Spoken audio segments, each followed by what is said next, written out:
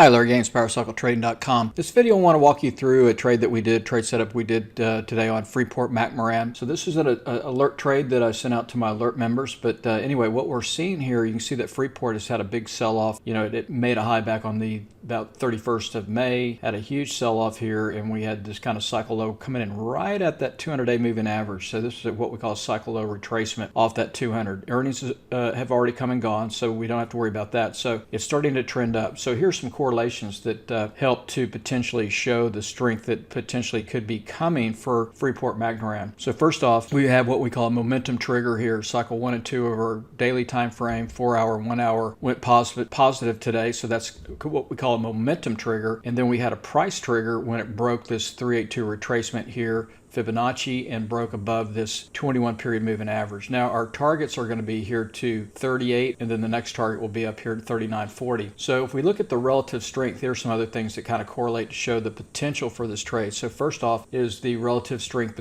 between Freeport and the XLB, which is materials sector. So here's the spread between Freeport-McMoRan and materials. Okay, so when you see Freeport, this line here turn up, that's Freeport gaining strength relative to XLB. So the last time it had a really big move was back here on the 31st. So it turned up and it had this move up to a high right there. It came in and kind of peaked out around the 10th of May, May 10th. Okay, so take a look at this. So here is Freeport on the 10th of May. I showed you on the spread on the other chart. It peaked out right there. All right, so then it started correcting down. So here's some other correlations that are starting to shift that will help potentially propel Freeport-McMoRan higher. First off, it's very, very correlated to the dollar. So if you have a weak dollar, that's very supportive to commodities and materials and oil, things like that. So let's take a look at that. So here you can see where the dollar, this is the dollar, peaked out, topped out right here on the 31st of March. And then when it started trending lower, you can see here on the 31st of March, Freeport started trending higher. All right, so very correlated to the dollar. So that looks good. Now, one last chart. This is TLT, the bond ETF, 20-year ETF. Now, it's hitting here right on support, waiting. You know, we've got the FOMC meeting. If this breaks here, this 618, 147, 148, and starts breaking down below this trend line here, then that's going to be very supportive for the dollar. So basically what this will be saying is that if this breaks lower, that means rates are higher. The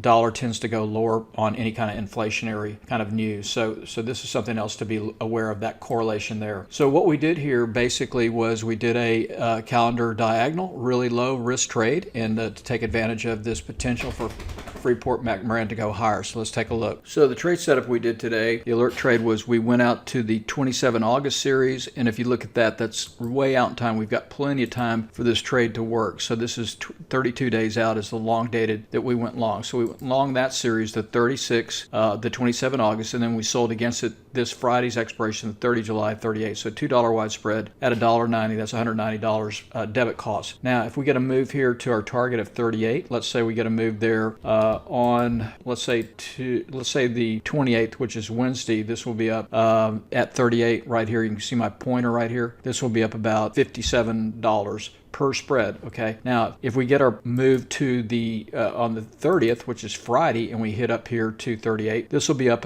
about $100 per spread, and that'll be about a 52% return. Now the other thing we can do as well is if we think it's going to keep going, we can then close out the 30 July 38 short call here and roll this up to probably the 40 and roll it up and out. So it's a really low risk trade. Set this up today. We'll see if we get a move to 38. Get it moved again to 38 by Friday. This will be up 75 to $100 in a nice little easy trade with a lot of correlations that make this thing look really good. So if you'd like to learn more about these types of trades, make sure to come join us at PowerCycleTrading.com. Good luck trading.